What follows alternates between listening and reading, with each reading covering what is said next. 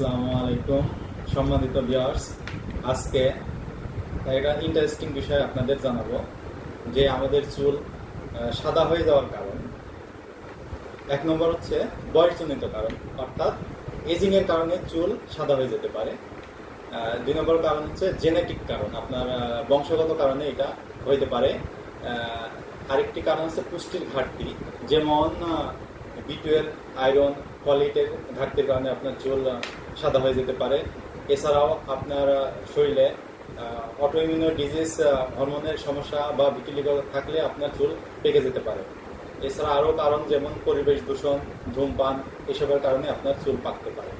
তো বিশেষ খাবার যা চুল পাকা প্রতিরোধে আমাদের সহায়ক হতে পারে, যেমন ভিটামিন সি সমৃদ্ধ খাবার, পেয়ারা, আমড়া, কমলা, মাল্টা, এগুলো বেশি বেশি খেতে হবে। এছাড়াও ভিটামিন বি12 ও বায়োটিন সমৃদ্ধ খাবার যেমন দুধ ও ডিম খেতে হবে।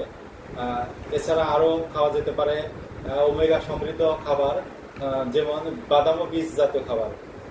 ফলেট জাতীয় আয়রন সমৃদ্ধ খাবার খেতে হবে, যেমন সবুজ শাকসবজি খেতে হবে।